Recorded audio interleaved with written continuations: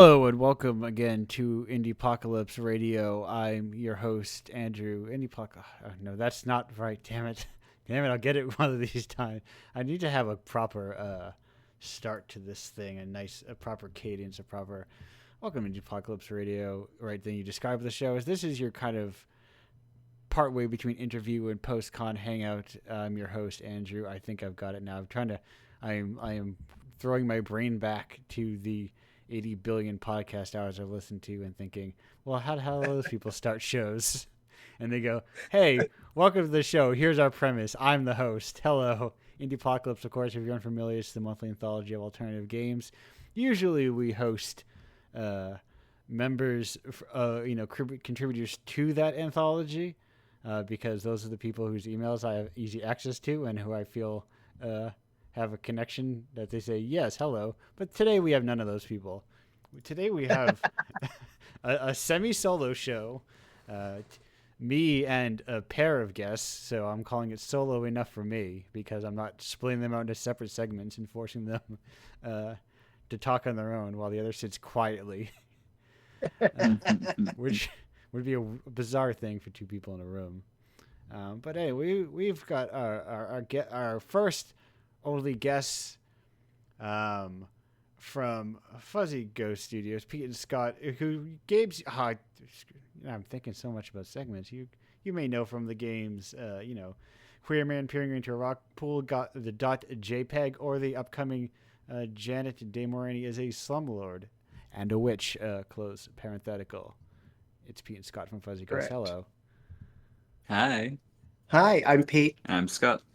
Yes. So remember those names with these voices. Because you're not getting any other clues. You'll be tested again at the end of the show. But until then, I said this before. There was one time where I actually, one of the few times I did that thing where you go into Discord and I don't think I did this the correct way. I think I did this the way I knew how at the moment, which I just kind of made a bunch of Windows captures of Discord and put the little bubbles where people talk so it lit up, because I had twins on this show. And twins, as you can imagine, sound very similar.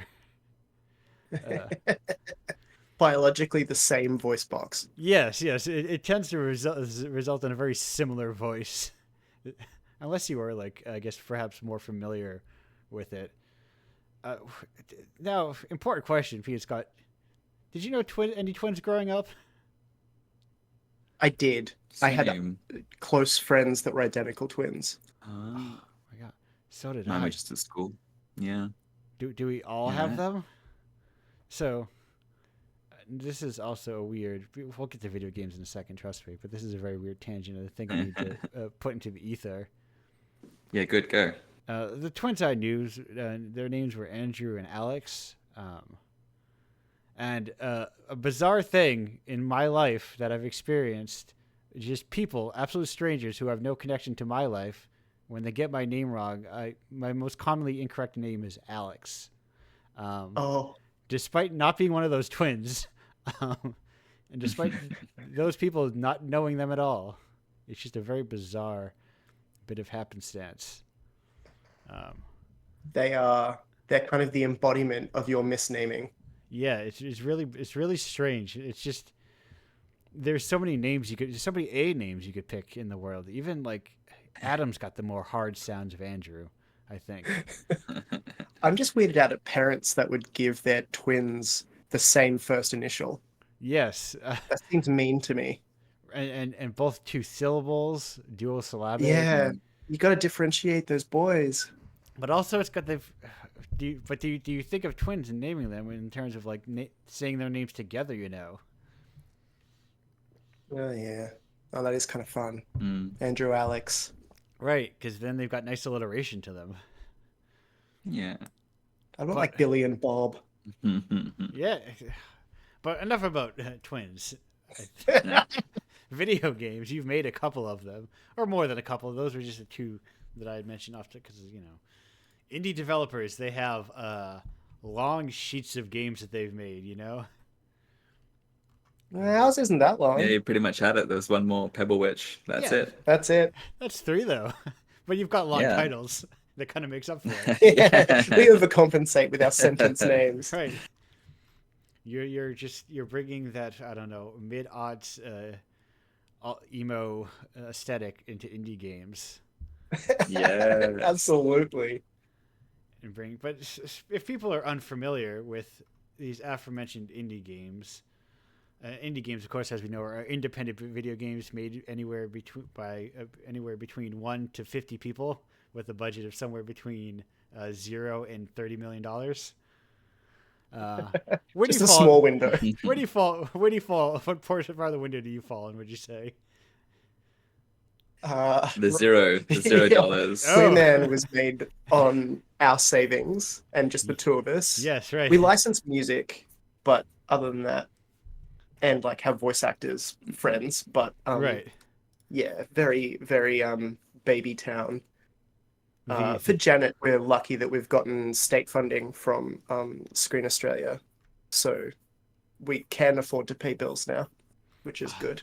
That is a handy thing, state funding and all that. Oh yeah, we'd be lying in the gutter if it wasn't for that. If only you could, like, see the curse of the U.S. and our cultural export being media, and everyone else is like, we don't want it just to be the U.S. We'll give you money for there not to be U.S. art all over the place. And I'm like, what about for me? They're like, you've got enough money. You're already American. Yeah. The curse of being the juggernaut. Yes. Yeah, it's something I realized when I was listening to a different show or watching a different show on twitch.tv, and they were talking about that's a lot of the Canadian Film Board, a lot of the Canadian arts funding is like, that's the core part of the core of it is like not all of your TV and everything being American. And I imagine that's probably similar across other countries as well, of like, what about our own stuff? Absolutely. Yeah, absolutely. Yeah. And it's still hard. Right. Because, Still hard even with that. Yeah. America's got a fat wallet. Yeah. And also, like, people are so used to, so like, just because you're making it here, like, there's a lot of people that are making games here that are still trying to kind of, I guess, because they're trying to reach a broad audience, Right. they're then Americanizing their own stuff, even though it's an Australian game. Yeah. Sometimes you think it'd be better if we had a foreign language, because then you've got that market. Yeah. Right. Yeah. Right. That it is that strange thing of like masquerading as American, like. Well, this takes place in an American suburb. Yeah. Which I'm going to presume is like my non-American suburb, or close enough. Exactly. Yeah. And just in terms of practical, like for assets as well, going to the asset shop, you're looking for a house, you don't find an Australian house. Right. No. No. You go, what does stuff look like in America? And you go, it looks not very old, for the most part. Yeah. I mean, even newer in Australia. Oh, right. Australia also a baby country, I believe. Correct? In terms of Correct. Well, white presence. Yes. Yes.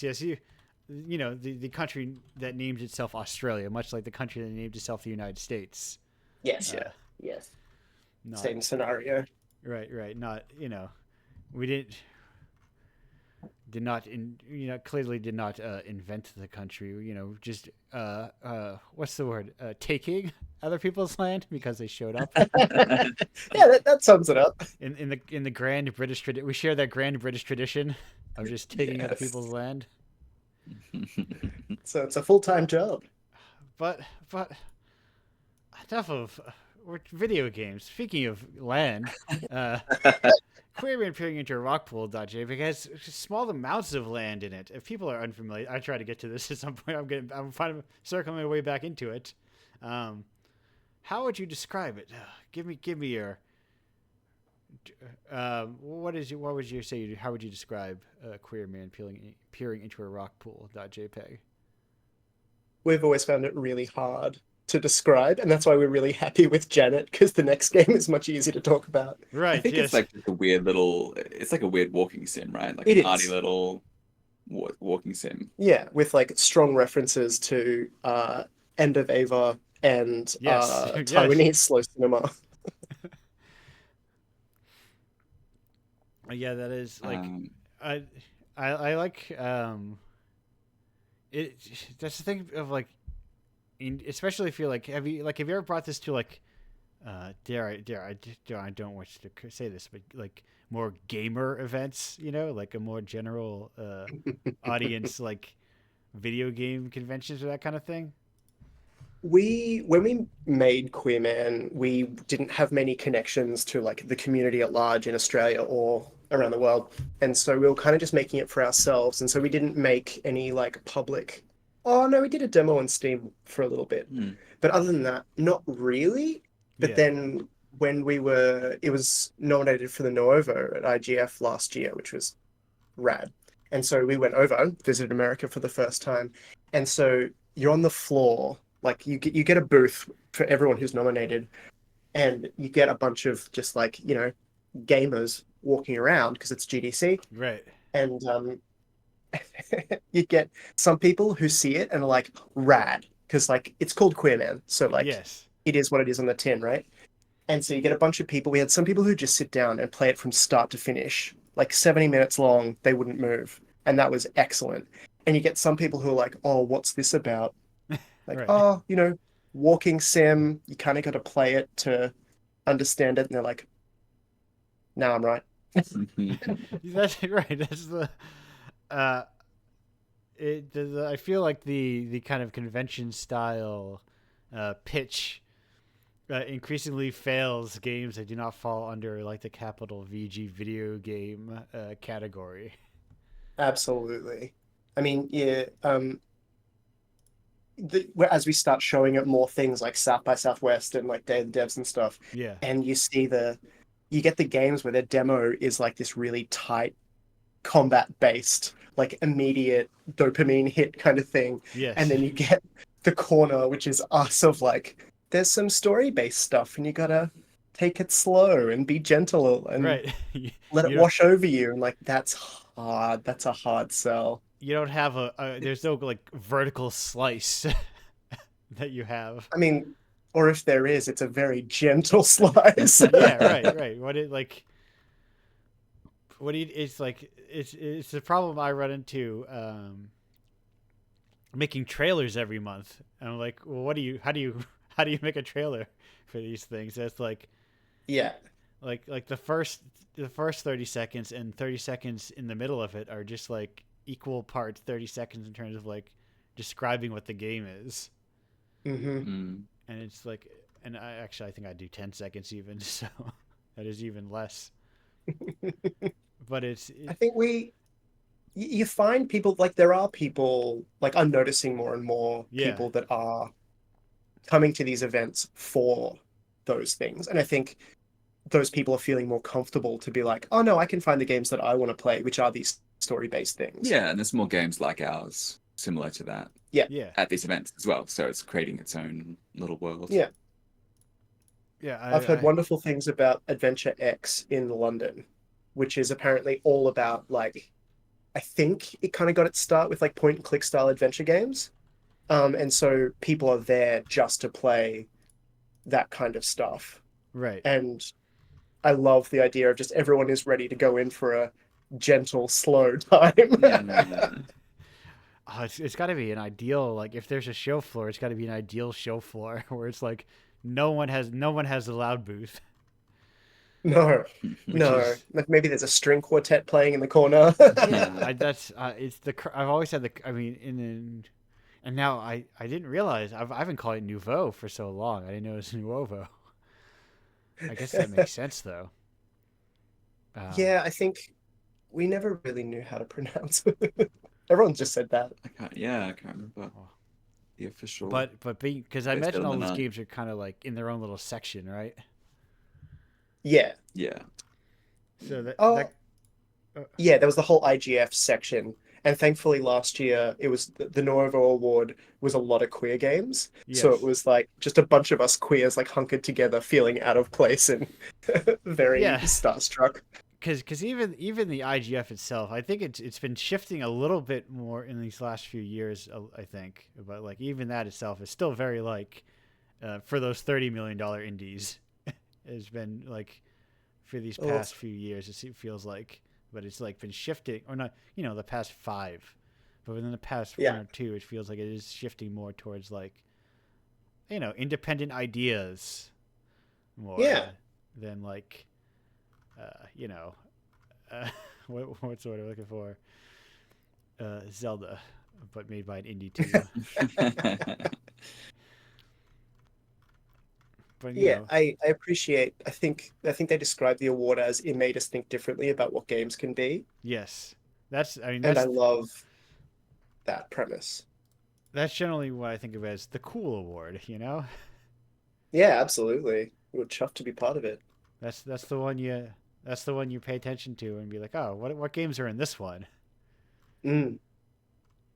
Oh, look at what a weird what what what a murderer's row of just people that I know, or um what not people not or not necessarily people that I know, but it's weird seeing how things are. So I'm on your Steam page and every person commenting, um pretty much every single person, I would say 90% of the people commenting on you saying that they liked Queer Man are Indiepocalypse contributors, or or people that Heck I've yeah, reached out to personally to be like, do you yeah, want to be part of this? yeah. It felt, I think, when we were like starting out, it felt like there was these like all of these huge scenes and impossible to get into. And then as soon as you start like making a few friends and Yeah, then kind of being part of it, you suddenly realize that it's just one web, and the majority of people are friends. right. Or just like increasingly vaguely aware of one another, Absolutely. Yeah. which is I'm a big fan of just vague awareness of one another. Hmm. Think it goes a long way because it's less stressful. I'm incredibly busy, and it's nice to not have to uh, be in like 30 discords and online constantly. Um, this Oh is my yeah, I don't have capacity for that. right. This is I my can do version. Twitter.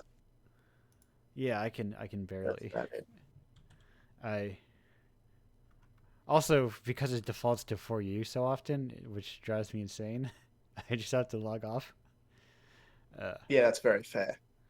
and just like in different ways, I logged on to adjust this to make this post about this very show, and I saw someone making an announcement of their breakup like it was like uh, like a company announcement. I'm like, people, you need to log off. What are you Oh doing? wow. Yeah, I'm always surprised when I see people using Twitter in 2024 as though it's 2012 again. Yes, I'm like, no, no, this is not a diary anymore. You right. can't. It reads different. Just log on. Buy my thing. Maybe retweet a couple people who are doing the same thing, then log off and return to your life. Oh, you can yell about a few things in the meantime. Uh, I'm not yelling randomness into the internet. They're not listening to me. Why am I going to yell at random strangers? Yeah, see, this is why you'll never be like super all over Twitter, because that attitude is not the Twitter attitude. Oh, I know. I'll never be truly viral if I don't feel the need to yell about everything that I see. Oh, I think the lack, yeah, that's a your lack of input is a blessing. We Yeah, all we all should learn from this. because I think I know. I feel like the thing is, I think my work does the talking. I don't need to come out with Absolutely. uh, like I feel like if you look at whatever discourse is going on Twitter, you just look at the things I do, you kind of know where I stand usually, Yeah, and that is I'm a big Dragon's Dogma enjoyer. I love it. It's it's a blessing for video games. that's all I did with my last 2 days. I did not play the second one. It'll probably be a while, maybe since I play, because I'm also in no rush to play it. It's gonna be there, but I'm I'm having the best time. now did It's you? just Magic. I did not play the first one. Okay. And I was tempted, but like the reports of how like the jank just always bounced me off a little bit, and especially Yes. knowing there was a second one coming, I was like, I'll just wait for like maybe a little extra level of polish sheen on it. And like this still has like a bit of that the I think the jank, but it is really charming and Yes. it feels so it knows what it is and it feels both smaller and more exciting than so many of the games I've been playing, the big budget games I've been playing. It's so lovely. Yeah, there are these weird pockets of like big budget uh oddities that crop up every now and then. That Yeah, that feel divorced from the kind of the homogenization of like, because I like plenty of big budget stuff and small budget stuff and all scale stuff, and absolutely. like all mediums, there's there are sometimes there are some things you can only do when you have $100 million, and Yeah, and the sacrifices you have to make to sell enough copies to make that worth it. right, you're But not you can't you can't make that scene in Police Story where they drive like cars down a hill smashing through buildings, um, on like a shoestring. I sold my plasma for the film budget money. yes. Yes. But it's like but there's a lot of space for that. Now, do you have any like what are your do you keep up? Do you keep current with games at all, or is you kind of dip in and out every now and then? I say I want to keep saying you because there's only one person I'm looking at a Oh yeah. picture of, and that is always for the both of you. Yes. Yeah, Pete's good. He plays a lot of the latest Triple A's. I do. I'm a big AAA boy. Yeah. I dip in and out. I like to get back to some of the. I've been playing a few of the online. Sorry, some of the horror games. Like I got back into Mortuary Assistant with some friends the other night. That was Oh fun. yes, that kind of I want to play some of the new genre that Pete came across, which is the Observational horror. observational horror. That seems like fun. no. What would you say that? What is that? What is an example of that? I believe it started with the game Exit 8, I think. And basically the general premise seems to be that you were walking in a loop. So like a bit of like surreal kind of. So Exit 8 is Yeah, set in uh underground subway in Japan, and you're trying to find the exit, and then suddenly you realize you're back where you started, but also the people are walking exactly where they were before, as though kind of Groundhog Day moment.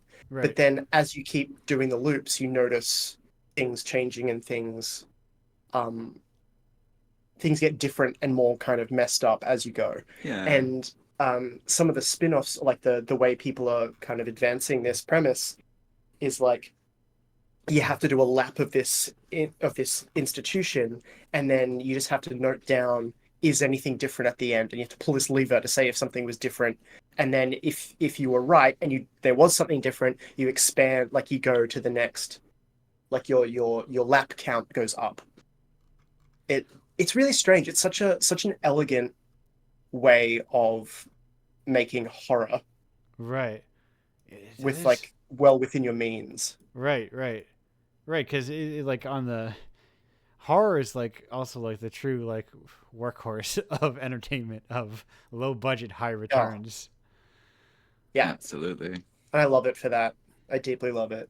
It is like it's also why so much they tend to have like such like strong for a term better term they have such strong vibes a lot of the time because it's Yeah. like Yeah. you just like have to make a hard swing with an aesthetic to get people to pay attention. Uh-huh. Yeah, I think people are much more receptive to weird ideas and unusual things Yeah, in that place than other genres. And right. also happy for it to be a bit rougher. Yeah, yeah, a bit rougher. Yeah. Yeah, there is like right. This is a lot of horror stuff is often, and because like when it's supposed to look grimy, it can look bad because it's supposed to look bad and grimy and creepy looking. Yeah. So it doesn't matter if you have like a clean a perfectly clean set or aesthetic or whatever, because it's a part of the charm to it. Yeah, Yeah. absolutely. I keep watching back through old Silent Hill videos, and yeah, it's wonky in the most wonderful way. Right. Oh yeah, I think a lot about uh, there's the not the new Silent Hill, but the remake of the old Silent Hill that's coming out at some point in the time, and how like the mirror looks that mirror scene looks so much worse. Um, Oh, I haven't seen that. um, Oh, is this the one that did the combat trailer? And people were like, why? oh, maybe it was Silent Hill 2. I don't know if they're calling it revisit, remake, whatever, however they name these things Uh, nowadays. But the original, it's there's a very like intensely creepiness to James looking within the mirror, and like it's hard. And now, like when you look at the new one, it just looks like a guy looking into a mirror. Um, but the old one, it looks like a guy looking at another guy, sort of, and like you don't know if like that's just part of the tech or if that's an aesthetic choice or oh, like I even love it. Mm, a merger of the two. And Yeah. somewhere along having more money and better technology, I feel like people maybe lost the thread. Uh, Yeah. yeah. That feels like a profound misunderstanding of what people love about it or how people see it. right. Instead, you just take it literally and literally remake it piece by piece. Yeah, it's like the weirdness of like, well, maybe I'm an old man, but if we can just go back to the 360 PS3 era, I think we're fine there. I think we peaked. I don't think like things look better. I guess technically, uh, but not in a I don't know. I way. feel like we're kind of in a bit of the soup where we have our cake and eat it too. Like, look at puppet combo stuff. Yeah. Or Crow Country as well, which is using those old Yeah. kind of aesthetics. Crow Yeah. County? Crow County. Crow County? Country or County, can't Yeah. remember. But yeah, they're using that pixelated, pre-rendered background. Yeah. Yeah, Great. yeah. It's like indies that don't have mountains of cash are like, oh wait a minute, wait a minute, Yeah, exactly. And why? like, Let's just not spend $1 billion making a game. yeah, yeah, absolutely. Yeah, so yeah, Crow Country and also Signalis was something we looked at as well when we were starting to work on Janet. Oh, yeah. That Signalis is just gorgeous. I just Yeah, love me a giant pixel. Mm. right. There's like, yeah, there is, and that is of like a certain like I don't know how to describe that is like itself like like it harkens back, but that sort of. I think the lighting has a lot to do with, but it's a very like new aesthetic at the same time. Mm, Yeah. yeah. Yeah, it's kind of it's I love that thing where something is a nod back to a reference, but it's kind of how you remember Right. the genre being or the Hmm. aesthetic being, and then you look back at it and you know that it did not have lighting like that, did not have even like the pixels are much denser, like it's a higher resolution image, but Yeah. it's how you remember it looking Right. at the time. Like if you really look, a lot of modern pixel art doesn't look like old pixel art stuff. Like just there, even just like aesthetic shifts of like design, like different design choices and like eras. Yeah, It's re- absolutely. I really like. It's a fun thing to look at, just like a remake version. I like. I've been playing occasionally Tales games, and I'm playing like that Tales of Destiny Director's Cut. You can switch between the old and new portraits, and that's like a PS2 and a what was that? It wasn't even PS1. Yeah, PS1. Yes, PS1 game. And you see like the era of design shift in the character designs, even though it's the same character. Yeah, yeah. Interesting. That's fun that you can switch it in game as well. Yeah, and like change. I think you could do it in this new Star Ocean too, and you get like 3 eras of design. It's really like it's very neat, looking at like these three Yeah, Cool. eras wow. of like RPG character design, or not Yeah, design, like cool. aesthetic, because it's the same character design in all Yeah. of them. Uh, I was reminded of there was the Dragon Quest that you could play in 3D Was it on? It Yes. must have been on DS, and you could play it both top-down SNES style and 3D, and you were doing that simultaneously. Oh, I nice. find that ridiculous and so fun. That's great. I thought you could do that in the newest one as well. Yeah, you can do. Yes, you can do that in the newest one as well.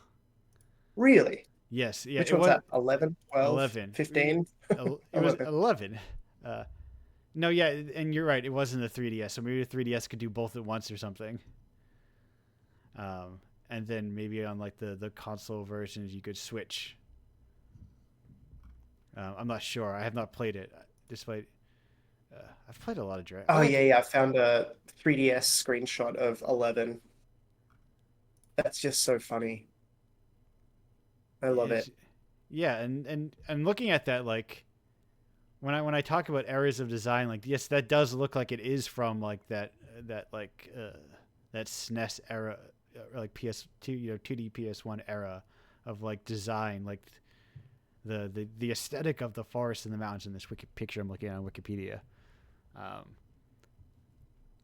has that kind of like aesthetic to it. It's very neat, very neat. I like old. I get very fascinated with old games occasionally or often. Kind of like I don't know, old everything, you know. Yeah, I think it's great. I think I love how much of the stuff is being carried forward into the Yeah, present and into the future, like all these old things that you think would have been like it's not like cinema, where people films from the 30s and 40s people don't really play or watch, but there seems to be this real culture of carrying everything on, yeah, reinventing it and things like that, yeah. If I replaying as well.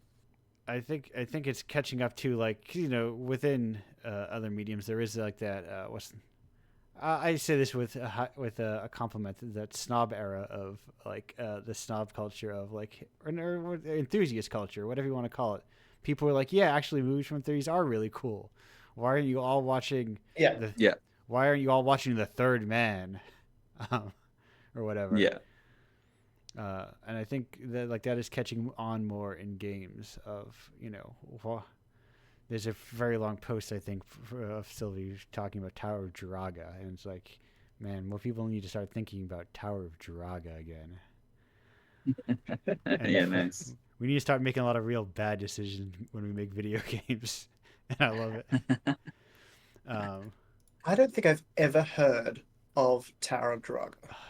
I am looking at it now, and I have not seen this before. I don't think we have enough time for me to fully explain Tower of Jiraga. It's just like it's just like a seminal. Uh, it's also a very weird thing because it's also like ultra seminal of like piece of like design in games like RPGs come from like so much like of like Zelda and Highlight and East and all this stuff is like Jiraga. It all Yeah, just comes from Jiraga. Ah, really? interesting. Well, like East and Highlight and stuff come from Jiraga, and Zelda comes from like East and Highlight and stuff like that, and Uh-huh. Mm, Nihon Falcom, Dragons, RPGs. And Yeah. Tower of Jiraga is an arcade game where it's got a bunch of esoteric weird bullshit in it. And like a bunch of weird conditions you have to do to get items, and you need to get items in order to win, and it feels like it's meant to be cooperative in some ways, or it's meant to steal a lot of quarters, but or yeah. or Yeah. 100 yen Yeah. coins. But Yes. it also feels like it feels like something you collectively at your local arcade learn how to play Tower of Draga. Well, that's nice. Part of me is sad that I kind of missed that era of.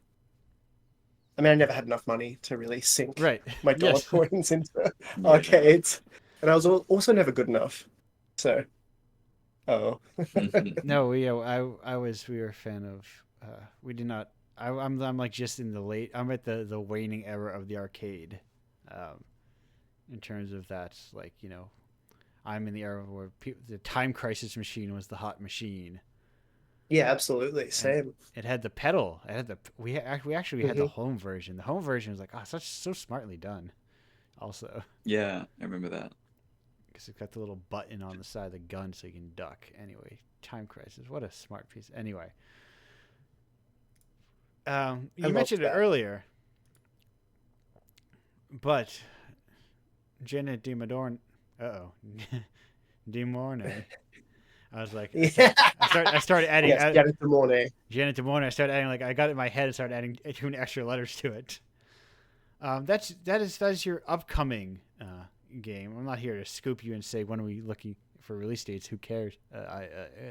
Indie games are when I finish them. I don't know. You don't have a Yes. publisher telling you need to finish it. I think. We do not at this point, no. Yeah. So you're good. And publishing is games are like a very weird thing for publishing. I think. But we can talk about that if you want after we describe what is this game. It is an escape room horror comedy about being a renter, really. That's the see, like already it Yes. says so much more about it Oh, than yeah, like right Quinn there. entering. Yes, that is like so much. It's not like a walking sim, but it's not like you think. But it's Yeah. Walking sim at the end of the world, trying to refurnish your house and find your boyfriend. Yeah. Whereas this is escape room horror comedy about being a renter. Your landlord is a faded shopping television network star from the 90s. And you start to think that maybe she wants more from you than just the rent. I think that's kind now, of now that sounds like something you have brought to a show before and told somebody about. I think I've written that on many an application. Yes, that is you've got your patter down immediately for that one. Yeah, Yeah. That's the elevator pitch right Yeah, there. well, there's lots more motivation when people you get an excited response from people, not just like oh, okay. Yeah. Yeah. The Quinn end response is like, uh-huh. I guess that's neat. It is that problem exists. of like, but also I think that's just like a lot of good art is like hard to describe. Yeah, very much you have to be there kind of moment. Yeah. Right. But how do you sell that? Yeah. Right, It's yes. Nice, it's nice for a change, let's say. Yes. That's the unfortunate tricky thing of it all is you need to like sell it to people and like make money. Yeah. Yes, rent exists. Oh, so Yeah. wait, so rent is not a fictional idea you created for this game, but a real thing that exists in We life? invented it for this horror story. It seems horrific enough that it would be, but Yeah. Yeah, look, there's plenty to go on.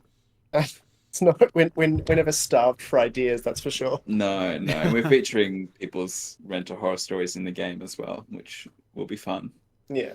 As like collectible documents, because I always love the document sound Yeah. from Resident Evil, that really satisfying, the paper flicking sound. So we wanted to have a lot of that. So we thought feature people's stories in there. yeah, especially as rentals increasingly become the only way in which a person can live. Yep. Yeah.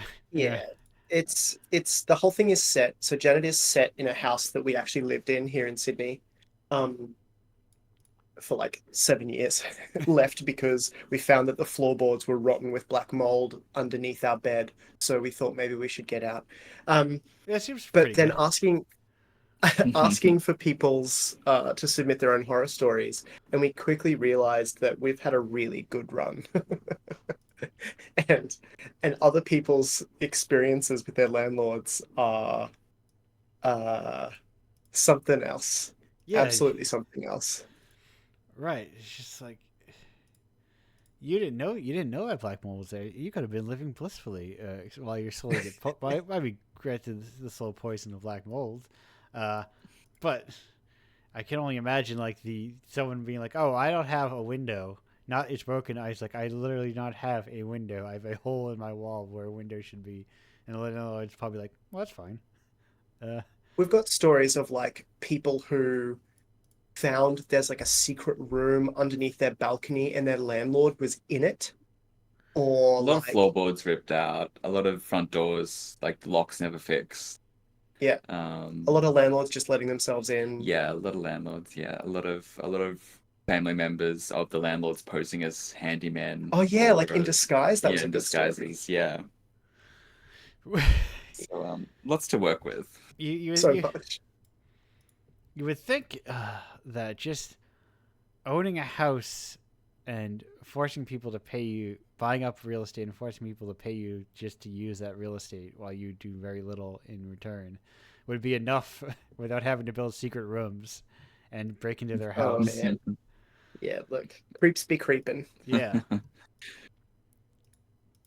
but there is, yeah, no end to perhaps the just capacity to be a creep for no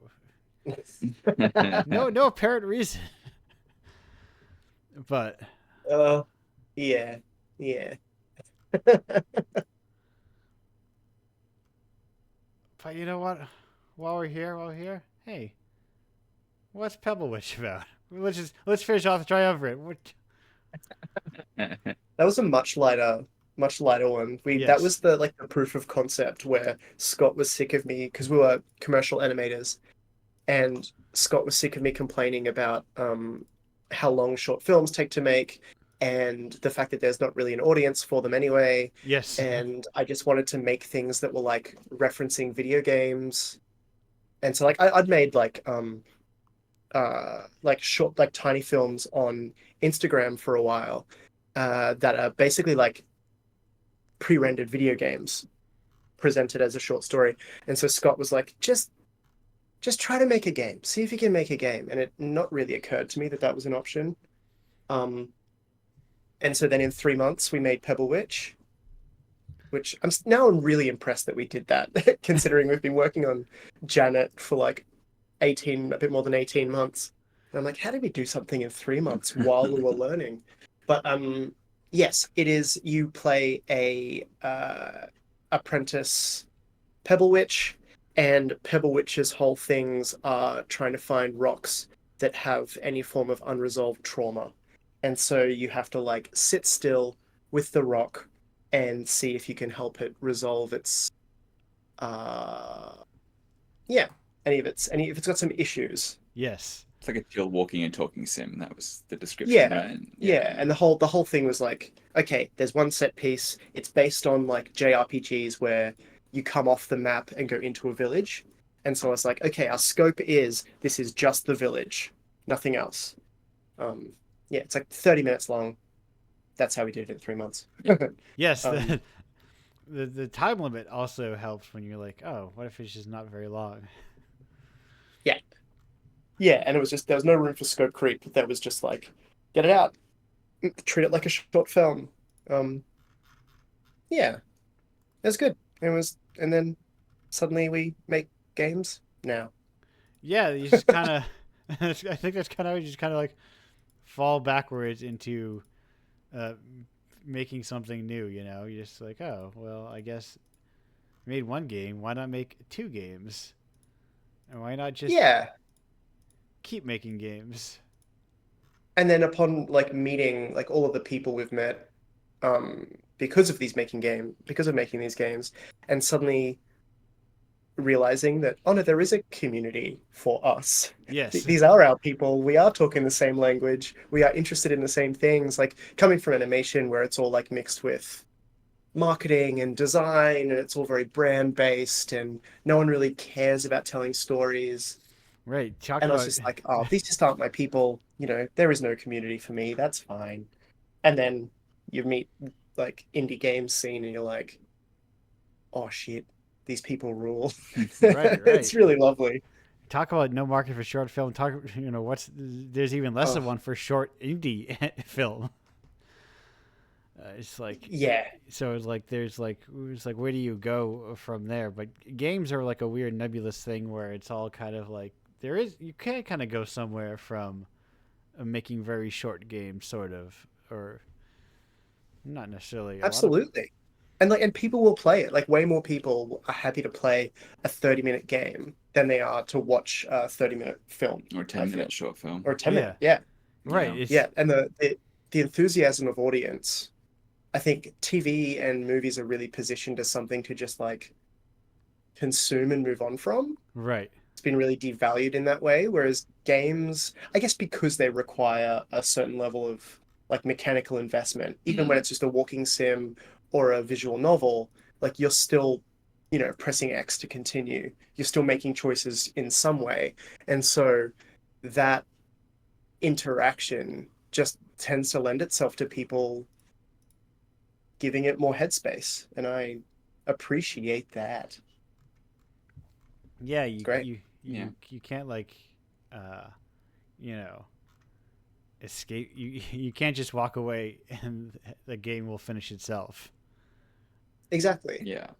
Yeah, you can't like fix yourself a cup of tea. Well, I guess there's AFK games, Right. Yes. but Okay. Yeah. True. I was I was at a local meetup. It was happening at the same time as PAX, and I was walking past the convention center, and there's a giant billboard. I'm pretty sure it said AFK Arena. So they're yeah, or AFK huge genre. Adventure, or I think it might have been Arena, but they are like clearly like somehow that is something that can afford a giant to take up a giant billboard, like one of those animated marquees at an event Yeah, like right. PAX. Jeez, well, good for her. Yeah. How do I get into this? I should make an idle game where just numbers go up constantly. What are the numbers looking like in old Janet? Can I make him go up? I guess like the closest we have to that is like collecting the horror stories. That's our collectible. That top trophy probably Yeah, hardest to get. yeah. Yeah. Gotta Oh, hide, find it hidden under mold, behind cupboards, things like that. Yeah. okay. So I can get a platinum trophy for this on PS5, of course, Yes. right? Oh, perfect. That is a weird thing that like that is like that because that is a subculture still. Like people who are like Uh-huh. optimizing to get like all the achievements or trophies or whatever in like weird Yeah, art and there's like games an that just entire industry of people that make games just because it's an easy, like 10-minute platinum trophy. right and And so it's like a $5 game, $4 game that is absolutely nothing. And you just like bash a button for 10 minutes and then get like a platinum trophy. And there's people that are like they will buy all of them because they just want the number go up right and then on their like permanent trophy count. Mm. and you have those same people playing like every game just because it also has trophies in it. So they'll be like, oh yeah, and it's like this game, this small weird indie game. Coffee Talk was mentioned earlier, and I saw people like, "Oh, Mm. coffee. Let's play Coffee Talk. It's a great way to get all your Xbox achievements or whatever." Oh wow. And it's like, Yeah, I guess right. I know they were talking about Necrobarista. I was thinking of baristas. That was me thinking Coffee Talk is not. Ah, Um, yeah. Yes, because Coffee Talk is not Australia based, but No. I crossed the two coffee games in my brain. Yeah, I think I have one. I have a single. I always go into a game thinking that I'm going to get the platinum. Like, I love this. I'm going to keep going till I get the platinum. Right. And then I see how hard like the last 3 or 4 are, and I'm like, no. Except for Tome. Tome is the only platinum trophy I've got, and I hold that very dear to my heart because that game rules. I think I got a couple back in my younger gamer days when you have infinite time Yeah. and you can just like, oh yeah, I'll just get 1,000 points in this game because what else am I gonna do? I've got nothing. I've got nonstop time, and surely all this time will last forever. I'm gonna collect 80,000 feathers in Assassin's Creed. Oh wow. Did you do that? I don't. I think it was 100, and yes. Still very impressed. Yes, of probably having a laptop open next to me and listening to something or watching a video while I looked and said, "Where are these feathers?" And then I picked them all up, and then a little thing went beep, and then I said yes, and it probably said something like feather in your cap, 10 points or something stupid like that. Yeah, And I was like, ah, perfect. Then I go, why did I do that? achieved. Why did I that post release of why did I do that? I feel Oh yeah, that's yeah, the magic of endgame kind of stuff with that. I'm a big Final Fantasy 14 fan, yes, and mostly for the story. I just love that story. And anytime there's an expansion or something, I'm like, you know what? This time I'm gonna put in the time for the end game. I'm gonna like do raiding and stuff. And I start and I'm like, without the story keeping me there, that like slight number go up. And no, actually, as soon as there's a shopping list of daily chores, yeah, I can't do it. Something in my brain just poisons the well and is like, run, run screaming. And I try yes, every expansion, and every expansion I run screaming. right. Because yeah, oh, I have to do, especially in as someone who's done this a couple of times in MMOs, back to WoW, and with Final Fantasy 14, it's like even with number go up, like it's like, oh, my number goes up, but then the grind to make to optimize that number to make it Uh-huh. to make the perfect number that's And 10 also, high why? To what end? to uh to beat the dragon on the hard mode. That's why. Yeah, I mean, yeah. I do like I have since canceled and uninstalled. I may never, unless I get super indie game rich or whatever, and I don't have a I don't have to work two jobs at once. Uh, Uh-huh. I don't see myself going back to that. But if I do, I do like going through dungeons. I think that's a lot of fun. It just activates something in my brain that's fun. I think if I had like I've always been jealous of people that have like this, like the raid static group. Yeah. And so they know that like 3 nights a week or whatever, the same people are just hanging out and doing their chores together. I could do it with that, I think. Maybe. But then I Right. don't want the obligation. Right. I But don't know. like having to do that with like random people and like Oh yeah, no. No. Random people can get the hell out. No, too thank much. you. No, I can only handle that with like to the extent of what's the word? With those 4 to 5 man dungeon crawls. It's like, hey, look, I'm a big guy with a shield. You people all follow me. Don't make me die, and we'll live happy. Yeah. And then sometimes you have those lovely things where you all realize that one person is new Yeah, and everyone is really supportive and they're like cheering the person on, and that's a really sweet moment in 14 anyway. yeah. It's always like infinite patience I've seen for people who like in within the important roles, of course, tank and healer. The other Yeah. roles are there as well, I guess. Um, No but one notices. but they're doing something, I guess. But when one of those two is newer, you go, oh yeah, that's people are very welcoming, very Yeah. accepting. It's a sweet time sometimes. But Final Fantasy, what a weird little franchise. 14. I sometimes wish, like, what if they let those people out into a video game that wasn't an MMO? That'd be fun if they let those characters into a real video game. But instead, they're all locked up inside of an MMO with its I don't know, I weird. feel like it's so we wouldn't get the same the pure size of story if it wasn't. Right. Yeah. If you didn't have like 80 quests and like just so much stuff to do constantly. But and that is its own kind of anyway. What's the word I'm looking for? I don't remember. MMOs. No, do you have Yeah, no, let's not was start that on your that. first? Was that your first, or do you have like a history of being bitten by the Uh, bug? the first I've gotten into properly. I've tried many, but always bounce off because they have often like I don't like it when you get a quest that is like 3 paragraphs on screen. They just slop you these 3 paragraphs that usually are incredibly boringly written. Right. And I'm like, I can't do this. I'm doing this for the story, and you're giving me nothing here. Um, whereas 14 voice acting helped, and also just its sense of humor is great. And so not just to be so one note of everybody is the zombies are coming. There's a famine. There's, some other terrible, sad thing. Instead, it's like, I don't know. I lost my chocobo. Yeah, and you gotta get that chocobo. Gotta ride that chocobo. Gotta hide that chocobo. Anyway, Yeah, I want some joy to my.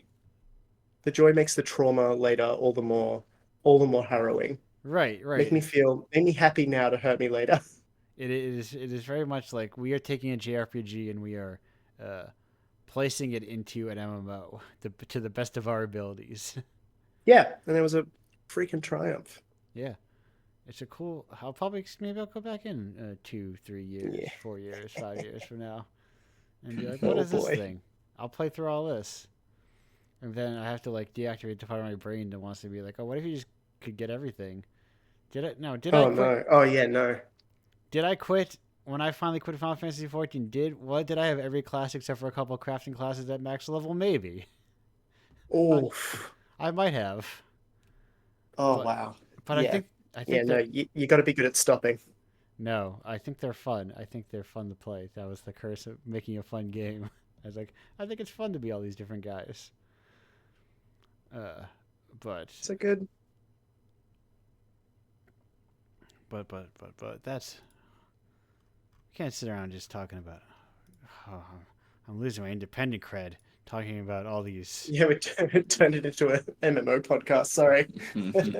No, I mean, no. This is the point of the show. Honestly, is like where conversation naturally leads. Now, this is an important question I need to ask. I need to know if this is a thing that you're all aware of. I had a guest on the show previously, Ray White, who had mentioned, I believe it's Ray White, who had mentioned, did they call them election dogs? Is that what they called them? Some kind of curse hot dog that I think will exist in Australia. That is just Oh, the voting yes, I've the forgotten voting the hot dog. official What do you name call we them? have for democracy sausage. Democracy sausage. yes. So I learned about this democracy sausage, and then I looked at it, and it's just a sausage on a slab of white bread, or at least a Oh hot yeah. Sure dog. is. Oh yeah.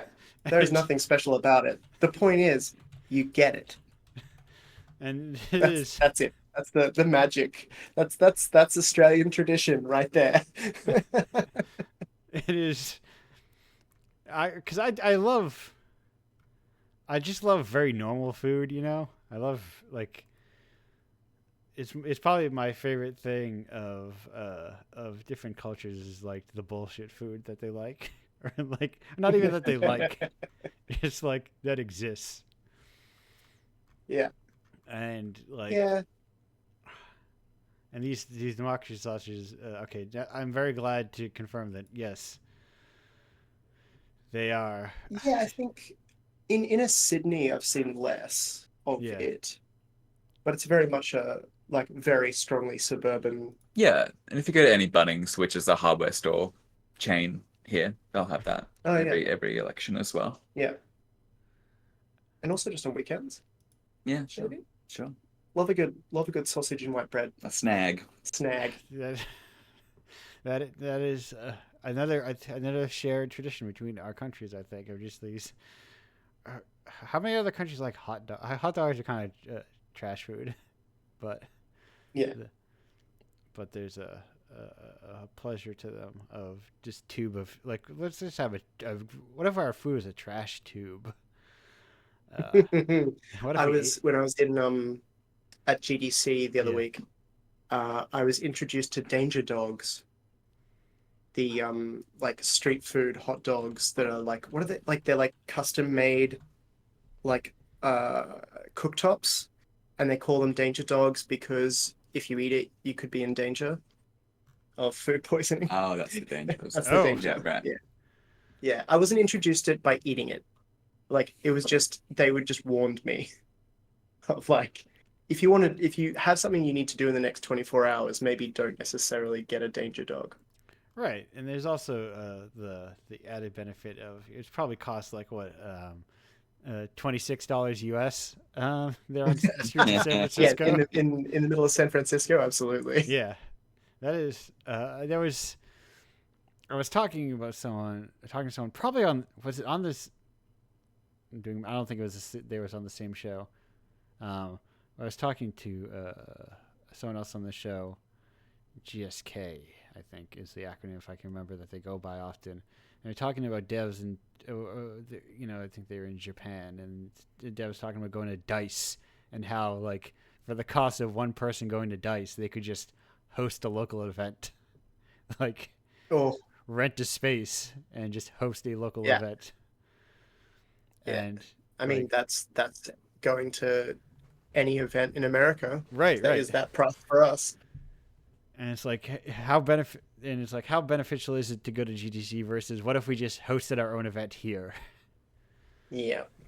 Well, And, our big push, a lot of Australians were, because we have Melbourne Games Week in October that then goes into PAX Australia that weekend, and then the next week goes into South by Southwest Sydney. And so that's becoming like our month, our fortnight of game time in Australia. And so for any time you'd hear an Australian during GDC talking about where they're from, they'd be like, "So you're coming for Melbourne Games Week, South by Southwest, and PAX?"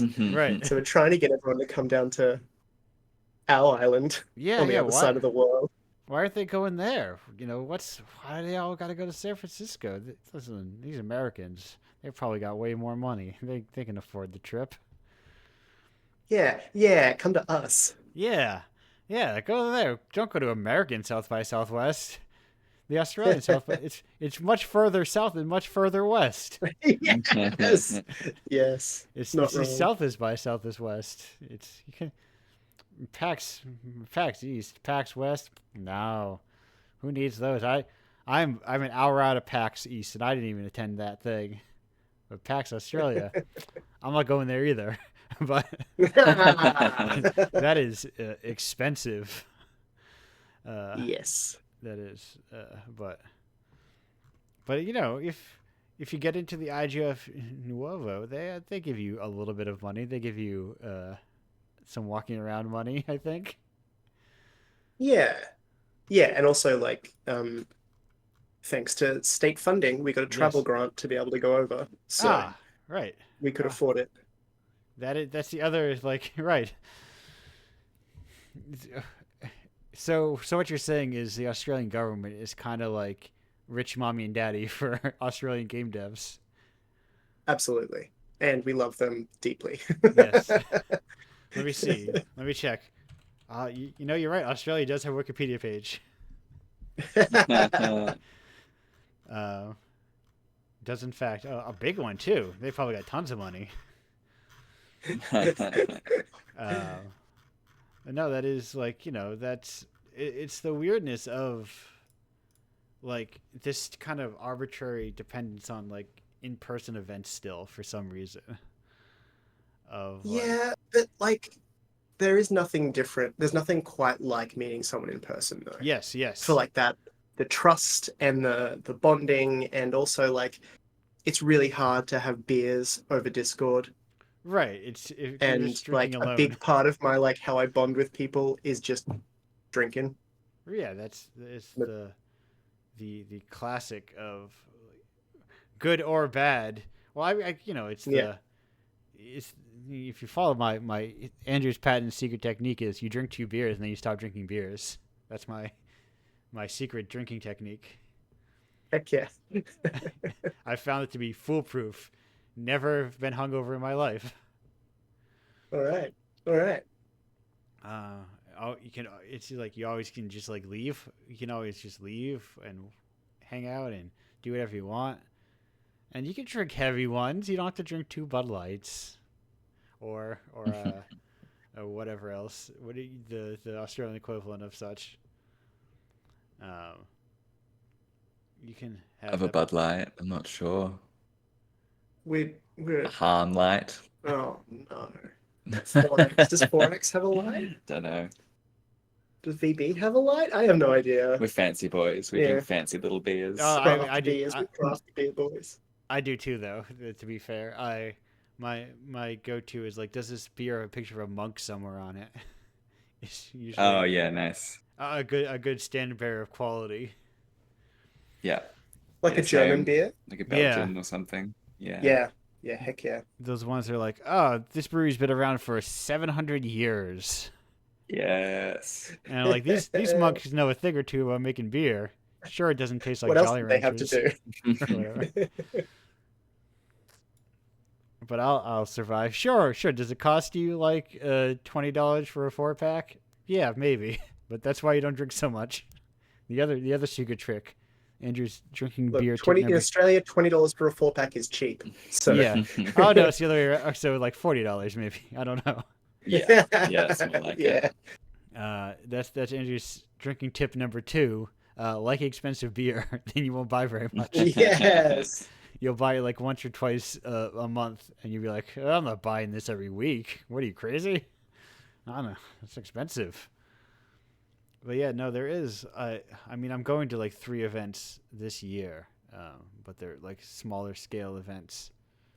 I mean, smaller scale in terms of gaming, I suppose. I'm going to like a huge pop culture anime convention that's gigantic, but it's not a gaming event. Mm. But there Like, is, yeah. are you just going as a punter, or are you going to like Indiepocalypse stuff? I'm going as a booth as an Indiepocalypse. I'm hawking wares there. That's cool. Yeah, and because that's my big stance is don't go to events if you're not selling something. It's expensive. Yeah. And it's like super weird. Like, you ever gone to a concert where it's like the artist was just like, oh, thanks for listening. This was just for you guys to tell me what you think about my music. You can't buy the CD out on my table in front. I just wanted you guys to hear my music and tell me what you thought about it. It'd be very weird. It's also nice to be able to like have a reason to be there and to be able to talk. Like it's always a good, like, you can talk about something. Yes. And people are there to hear about that as well. Right. It's a good, like, almost for people to network, kind of. Networking, eh? Oh, don't care for that. That's what this show is for. This is my version of it. I don't go to GDC, but I solely invite GDC attendees 2 to 3 at a time onto the show. Yeah. Who needs GDC? We got Indiepocalypse Radio. That's my hope, or that's my version of it. Also, I don't think I can set up like a shop at GDC. I don't think you can go there as like a vendor, unless you're like Speedtree or whatever. Yeah, I think it'd be. I mean, you could, but it'd cost you. Yes, probably like tens of thousands of dollars, as opposed Absolutely. to they're a couple of thousands of dollars that they just charge you to show up. But that's that's all. This show is not just for griping about the ballooning the extensive cost of in-game events. Or in-person events. That's what I'm talking about. In-game events. Oh, that's like whatever just holding GDC and Final Fantasy 14. That would be an in-game event of it. No, I want to know what that looks like. No, I don't. Let's move on. Yeah, no. I'm closing these tabs. I had freaking Moomin up for a while. It was in your recommended, or not my recommended. It was in somebody's recommend. It was in my recommended on Steam of one of your games, the Moomin game, or I think it's technically a Snufkin game. But oh yeah, the new one. I think it's fairly new. Yeah, that looks great. Looks really great. We saw that at Tokyo Game Show. Met the people. Yeah, it was lovely. I watched. It was a Day of the Devs as well. Oh, nice. I watched a little clip of it. I'm not sure what it is. Snufkin running around. I think he was starting fires or something. I don't know. Snufkin's always up to something. I don't know what his deal is, but anyway. See, in that I find that recommended line really weird. Yeah. Because on Queerman, it always says recommended like this, Control. And like Control is nothing like Queerman Period. Not true. in Control, you have a power that makes rocks spin around. You found it. That is a quite a clear common thread. I honestly, I think it's this surreal and atmospheric tags doing a lot of heavy lifting. Absolutely, Yeah. absolutely. Happy to be there. Happy to be with them. Oh Yes. yeah, Love that game. love And that it game. goes the opposite direction too, right? If I click on Control down, if I go down the bottom, it'll be Queer Man. Please. Doesn't look like it. Shocking. Maybe Janet. Maybe Janet will make it. Oh well, it was worth a try. You know, you never know. Yeah. Yeah, no, and that's bringing it all back to like Dragon's Dogma. Remedy out there still kind of making, people with a decent amount of money, just kind of making their own little thing that they want to make. Yeah. Yeah. Control, a game released in the year 2000, year of our Lord 2020, a shooter that doesn't have cover mechanics. You never duck behind a wall and then stay there and No, you bring the wall to you. Yes. That no game. I still don't think there's been any game that has had collectible case files that I've been more excited to read. Yeah, it was just every story was so ridiculous and so fun and also often terrifying and such a fabulous mix of those things. I just deeply, deeply loved that. I know. I'm just a big fan of the general concept of the idea that of human beings just imbuing power into just objects. It's very neat. Just like this extensive meaning we place. And also, it has fun FMV in it as well, and really, yeah, we truly fell from the light of heaven when we abandoned FMV. we were onto something for a while. It's coming back. I truly hope so. It's like we need a second wave of just like too sincere FMV that is just achingly sincere. Look, I reckon the popularity of Immortality, I reckon there's going to be heaps in the works right now. Right. That's my guess. I think. Hope? Maybe I hope. I don't know. Yeah. I'm also really picky with it. But I like Phantasmagoria. I think Phantasmagoria is cool. But that era of adventure game FMV that's kind of bad, in a lot of places. Mm-hmm. But also really fun about it. Like it's sort of like that horror, that like mid-budget, low-budget horror that's just taking hard swings and is sincere, but also not good.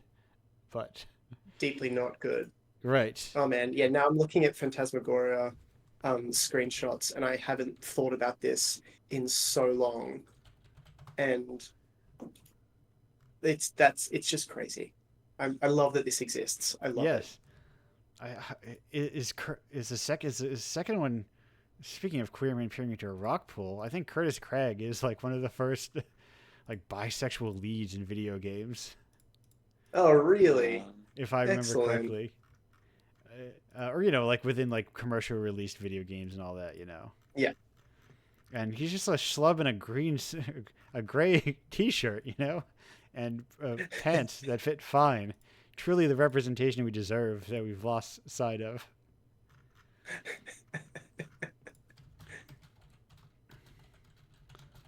Oh yeah, the sequel is way more like full video, isn't it? Yeah, no, I can't necessarily recommend that people play Phantasmagoria 2 or Phantasmagoria: A Puzzle of Flesh. Oh, Sierra owns. But I do highly recommend. Sorry, yeah, go ahead. Oh, just a dramatic cover, very like Sandman cover-esque. I've forgotten that artist's name. Oh no, you're making me also. Clive Barker. No, the artist who makes the covers of. Oh, excuse me, sorry. No, I was thinking of. Yes, no, I know exactly what you're talking about, and Is it Russell? Is there a Russell in there somewhere? No, the more we try, the more I don't have it. Now I'm annoyed because I don't remember the name. Well, I now think that I I know think I'm that, right. Is it P. Craig Russell? No, or is he the interior artist? now everyone's just listening to the radio of us googling. Yes, that's the point of any important podcast. Oh, Dave, is it Dave McKean? It's Dave McKean. Yes, I yes, was that is it. Yeah, P. Craig Russell. P. Craig Russell is the interior artist. Dave McKean's does the very Yeah, cool covers. There are like these kind of kind of real kind of realistic paintings, but also super surreal and like collage style stuff. yeah, very collagey.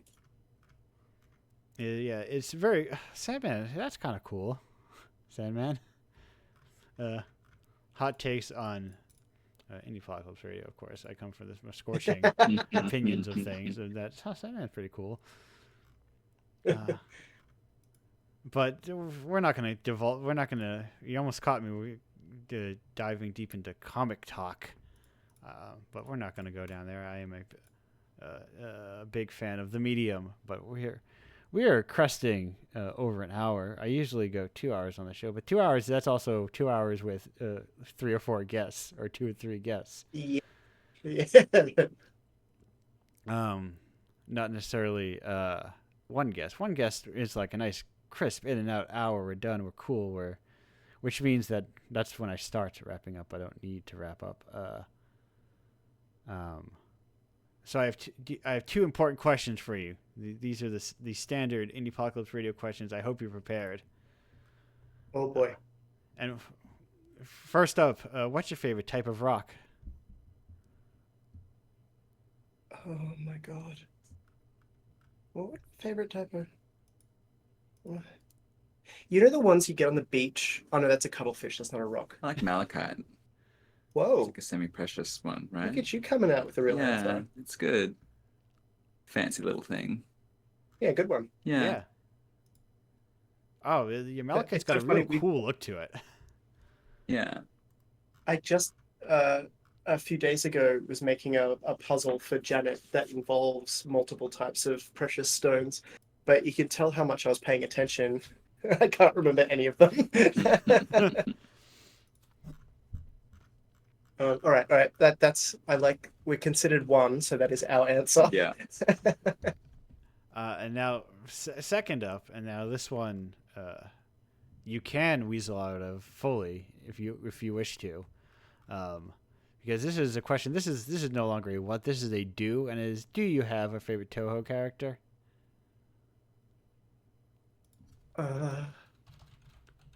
I now like going. Which ones did they count? Okay, so now, Oh no, I think the fact that I had to ask that is like no. Now, this is the important question: is that we have to make sure that we're talking about the same Toho. I'm talking, of course, Toho, the long-running Danmaku series of Dojin games, with the made by Zune. No, I have never. Sorry. Yes, have never touched. a Toho. Never touched a Toho. Right. Missed that. Now looking at it though. Yeah. It's a series of bullet hells. It has a fairly open license that you can use for like any type of game. Ah, interesting. There is a few rules like you can't use them as guest characters. Like if you make a Toho game, you have to like make a Toho game. Yeah, right. So it's kind of like what's her name, Miku, in that Hatsune. it is Hatsune Miku. usable by anybody, but within certain like licenses. Is that right? Yes, exactly. So you can just there are plenty of games just sitting on Steam made by any number of developers that are Toho games. Oh, that's great fun. In all sorts of different genres. I mean, I say great fun, but as someone who doesn't really care about bullet hell, I feel like it's maybe not for me. Oh, that's the beauty, is because Toho games exist in every genre. Yeah, you can do what you want. Yeah, but it looks great. Some of the designs are cool. There are action games, there are fighting games, there are kart racers, there are visual novels. Maybe there are some probably wandering walking simulators that are hard to describe on on a show floor. Except to be a lot easier for them to describe because you go, it's Toho, and they go, Toho. I know what that is. Yeah, you either do or you don't. Yes. Yeah, or it is. It's one of those things that is also like a massive cultural, like the aforementioned Tower of Jiraga. Except Tower of Jiraga is more like harder to go back to, I guess. That looked rough. I mean, Yes, as in like difficult entry. Yes, it I is. think Those are your vegetables, like Yeah. when the kind of movies and things that you consider to be like eating your veggies. Absolutely. I feel like I probably would have noticed Toho if when there's anime looking games that have a whole bunch of girls with short skirts, I tend to just like turn off and assume it's not for me. Yeah. And so it could just be that is why. Because I'm really weirded out when something that big has completely bypassed my attention. Normally, I at least know about. But this feels like I've completely dodged it, and I blame the fact that I'm a simple gay man who wants like a little bit of boy on his cover. Yeah, I don't know if there are any men within the world of Toho. Wow, not a single. There's a couple. I believe there are a few at least, and I use the word "few" to represent 3, of course. I use the word "few" as a more literal term or phrase. No, yes, no. I was on your website. I saw, or on your co-host page, I saw that little guy peeking in the bottom of this thumbnail. I don't know whose art that is. Jiraiya. I saw the little poster hanging out there. Yeah. Yes. Listen, I'm an original edition owner of the Passion Gengor Tagame. Yeah. You are in welcome company here Heck yeah. understanding company here on Indiepocalypse Radio. It is also welcoming, but also understanding. I think it's one layer deeper. Yeah. Of that kind of like, I get what you're saying. There is no. I don't think there is that equivalent. A Toho equivalent within that sphere. But it's also more niche. I branch think. out, make a competitor, make a boy version. Yeah, I'm sure there's just got to gender plenty swap out there. all of them. Yeah. Give them little short shorts. Yeah. Now someone's hitting on $1 million idea here. I think like if gender doesn't make us enough money, we know where we're going next. Just like right, just full on cheesecake. Yeah. I'm ready. But there's still going to be bullet hells. Of course. Oh boy. You just truly, fully commit to the concept, of course. No, yeah. Is there? No, I guess that is kind of like within visual novels there are sort of, but they're more of those like slight dudes, Sometimes you want to deal with a little more beef, mass, a little more mass. Yeah. Yeah. We're not saying all these dudes need to be Tom of Finland, but like, there's a space in between. Yeah, give me some big boys. Yeah, there's so many. The space is wide. Yes. So many different bodies to have. Yeah. Also, that's what we sometimes I mention things on the show that I say do not. This is one of those things where I say do not look up Gengor Tagame or Tom of Finland if you're interested at work and you're like, what's Andrew talking about? maybe save those for when you're at home. Have that awakening on your own time. Yeah. And be like, those biker hats are kind of cool. Didn't realize you could do that with ropes. Oh. Yeah, right. It's like these dudes, Listen, you could buy one size bigger pants. All these guys, just one Never. small, just one size bigger, or maybe not. Anyway, it's um. Oh, again, listen, we're getting too self-indulgent here, talking about just like real cheesecake stuff, but it's fun stuff. But anyhow, uh, now this is where I turn the table. Usually we have multiple guests, and I say, "Hey, guest, did you have any questions for anyone else?" But this is where I ask you two guests, Pete and Scott, do you have any questions or any burning topics that you wanted to bring up as we're wrapping up the show?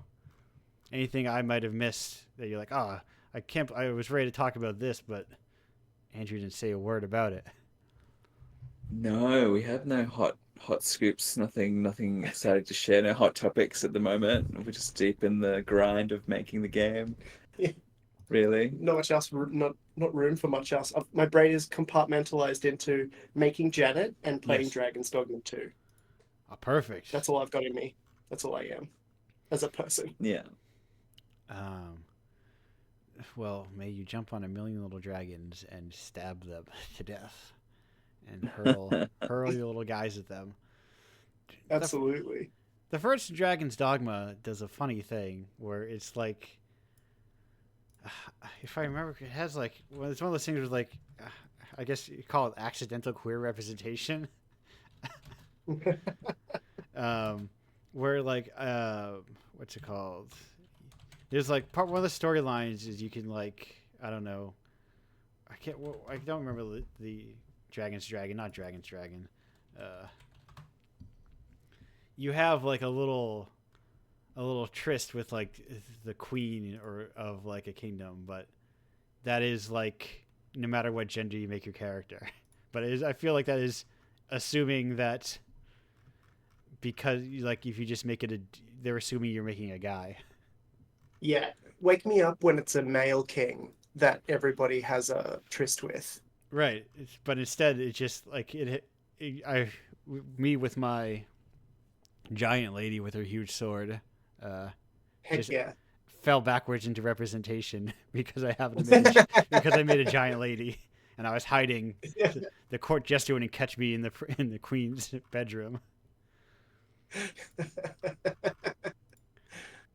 But My favorite thing about the sharing of the pawn characters is PAWN.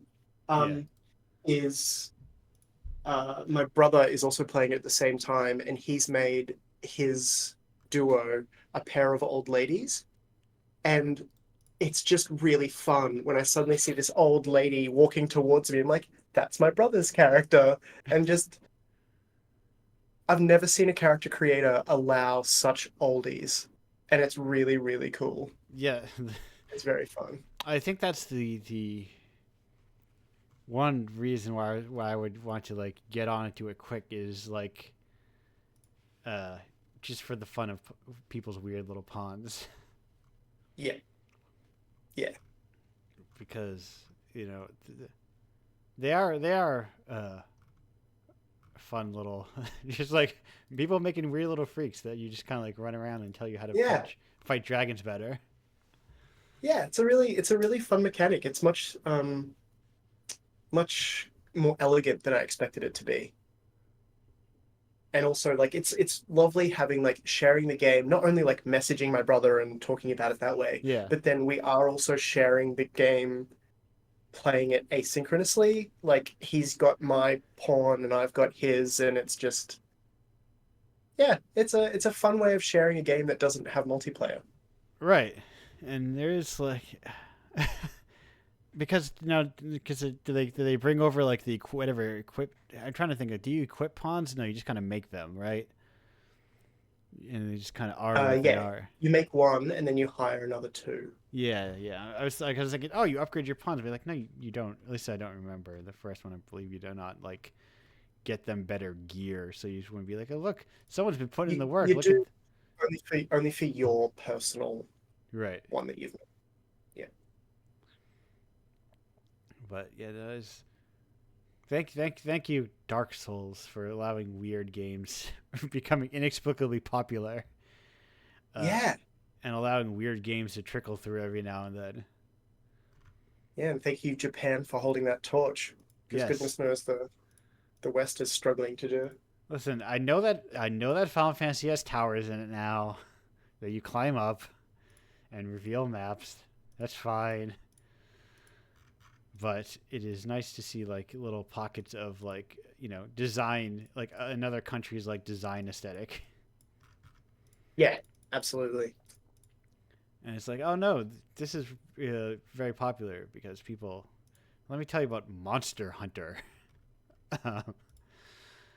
which was, that's another thing that took forever to catch on here. How long was Yeah, true. How long was I Monster mean, Hunter? like that and Yakuza, right? Yes, yeah. And that is like, yeah, right. They were cutting stuff from Yakuza games for a while, and like because like, oh, the West doesn't want all this hostess minigame stuff. Maybe they don't, or no, they do, but maybe they're fine. Sometimes those things are just tedious. I say as a big Yakuza liker, They're like, oh, I don't miss it. They're the most tedious of them, but yeah, it is a thing. Like it was like what's the word I'm looking for? Like a second, third tier franchise for freaks. you know, it was like your friends who like couldn't let go of Shenmue or whatever.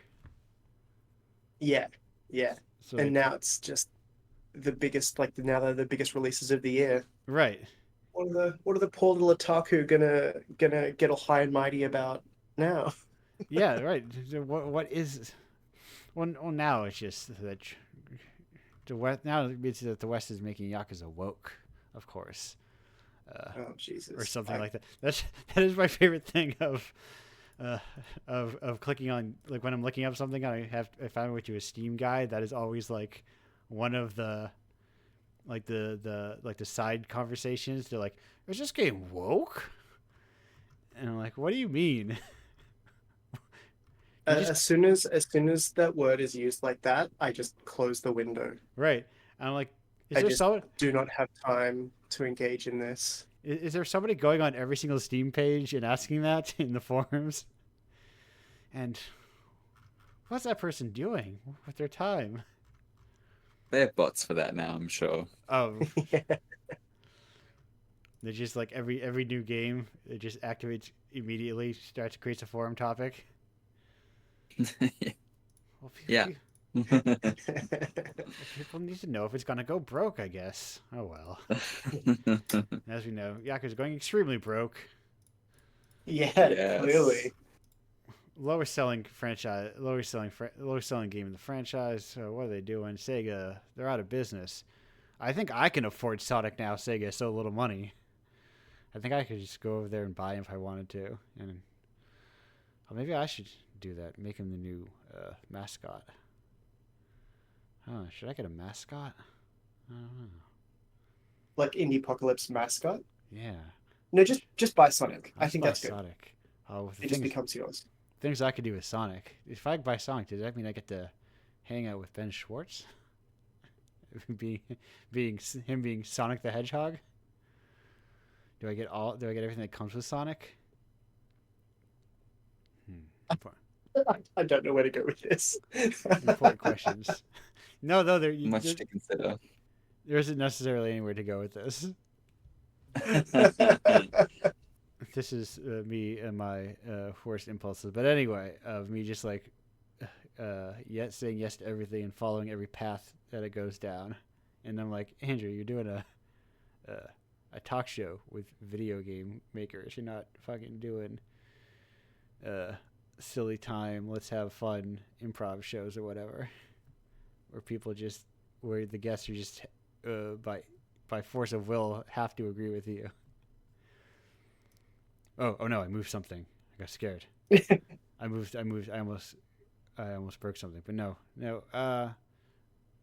But that said, we're actually going to try and get the show on the road, which is to say on the road away from the studio that we're on now and back home to their individual homes.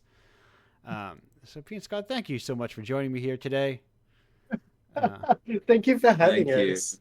It's a true pleasure, a true treat to have the show, and use it to chat with devs around the world. Bringing the international representation from down under. Yes, to confirm the existence of democracy dogs, democracy sausages. Uh-huh. Have to put those one together in my brain and just think about that too much. But the show is, if nothing else, for me to hang out with people, because, like you said, in person changes a lot. You can do more in person than you can do with like months online. Absolutely. Like, feeling like a person, or getting more comfortable with a person, and voice to voice across the internet is the next best thing as far as I'm concerned. So that's why I try to do this, boy. Yeah. That's why I keep at it, and try to. Also, it's nice to get people in. If there were other people here, it's the other part of the show. It's like to get people in the room together, but sometimes illness strikes, and these 7 p.m. shows, as I call them, are less frequent because I have to like pay attention, like who's in the U.S. and who do I invite, and do I invite them in the middle of the night? Who knows? But this is all getting to, if you listen to radio shows, what happens now. I asked them, hey, we talked about all these video games, but where can people find them if they're looking to find them? Where can people find all of your work? We are Fuzzy Ghost everywhere. Thankfully, our games being Queer Man peering into a rockpool.jpg and Janet de Mornay is a slumlord and a witch. Google SEO is pretty kind to bonkers names like that. So Yes, I know very well. Yeah. So just search engine us and you will find. Yes. Yeah, no, the secret of giving your name a very long title. Oh yeah. I regret nothing. No, it is very beneficial to you. It gets you what you need to get. And same with how many other fuzzy adding to the pantheon of ghost studios that I know also joining. Yeah, there are a few. There are two. There were two. Now I don't. This is one of those things where I wonder, do they still exist? There was a rude ghost and a fun ghost, both in the Boston area. There's also Ghost Story. What is Ghost Story? Are they also a studio? What's going on here? Nope. I just searched Ghost Story. Like that was going to help me. Oh yeah, I just did exactly the same thing. Right. They are also in Massachusetts. Oh, that's that Ken Levine guy. Who cares about that guy? Yeah. Westwood. Whoever goes to Westwood, Mass. I've never even heard of it. Is that a city? Where is that, near Marlborough or something? I literally don't know. So I know you were saying that sarcastically, but I have no idea what's going on with that.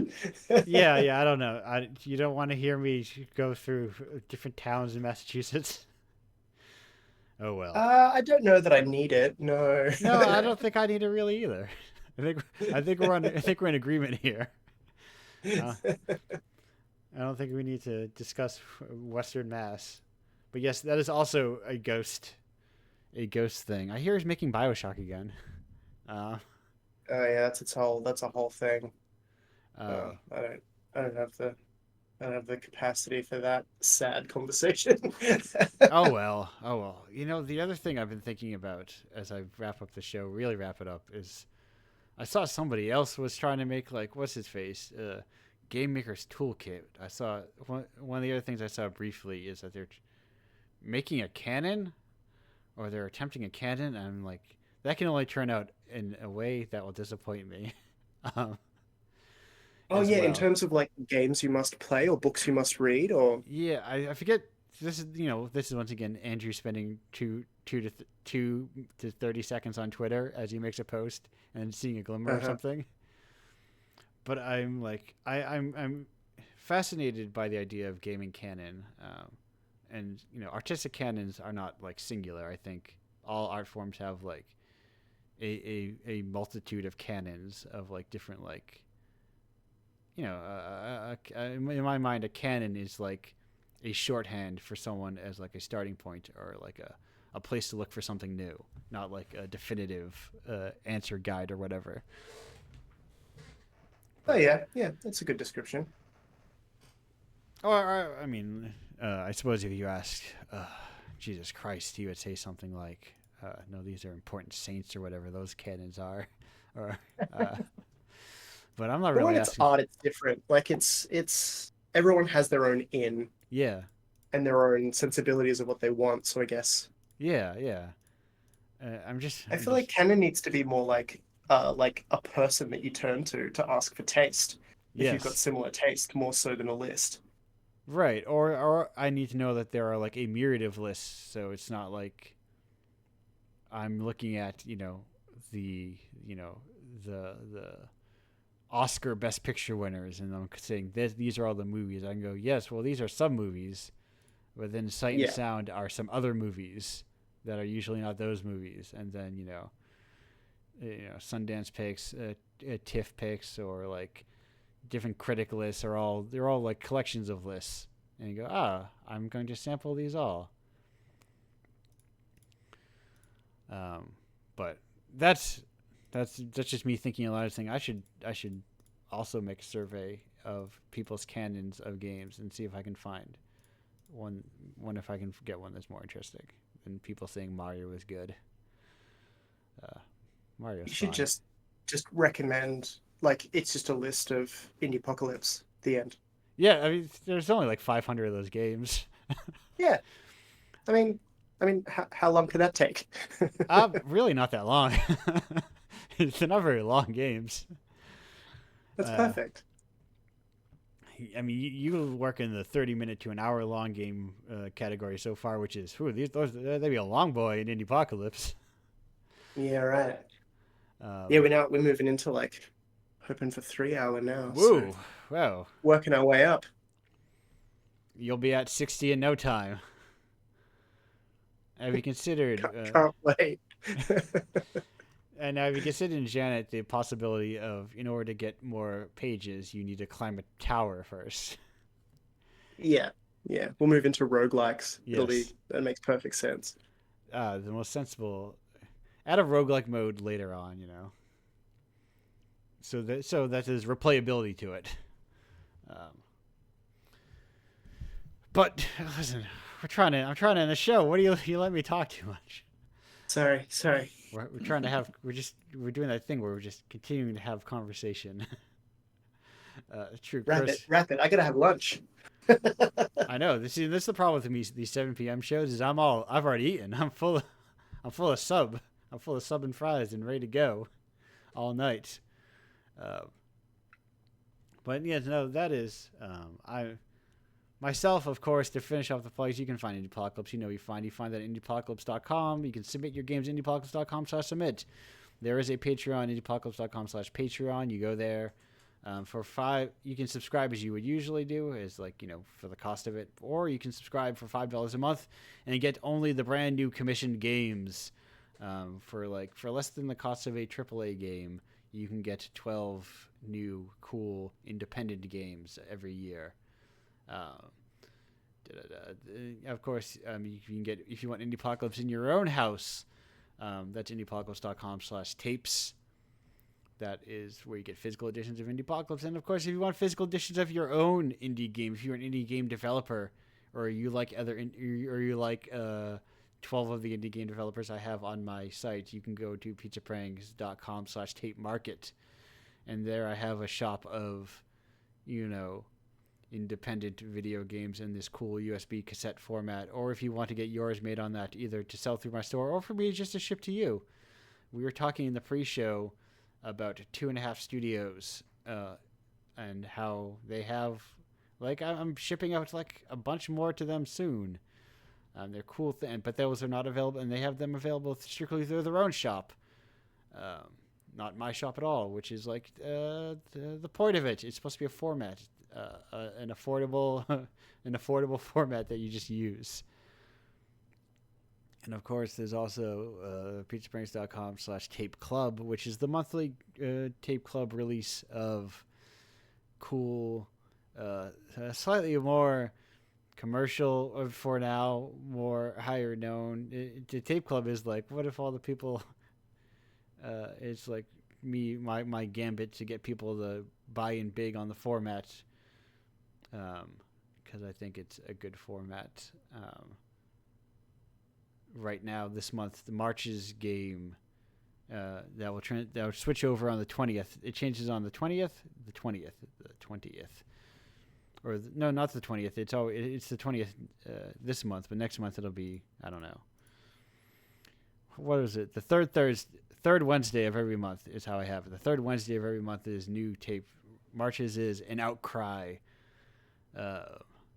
April's is a roguelike, an aforementioned roguelike genre, subgenre of maniacal chess. So you can sign up there at pizzasprings.com/tape club. That's all of my URLs. I'm not making any more URLs. I am done with them. Dean Scott, thank you for joining me here today. Thank you. Thank you for having us. Go and check out this stuff. We've mentioned a lot of these things. Play those games. Check out those. I mean, let me look at your itches, because you may, yes. I mean, if you own one of the Queer Games bundles, you may already have Pebble Witch. Mm-hmm. It is one of those. And I think games... Queer Man was in the latest one as well.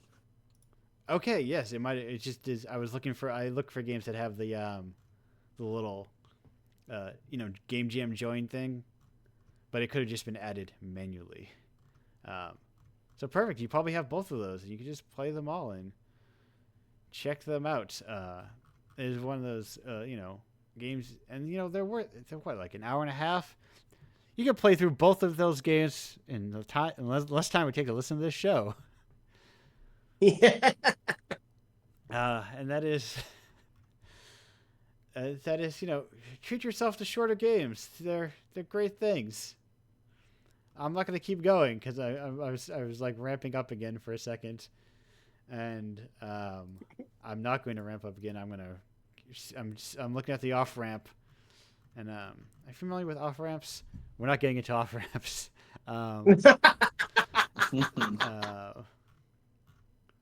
We're hitting the off ramp. We're shutting down the show. I'm giving my goodbye, everyone.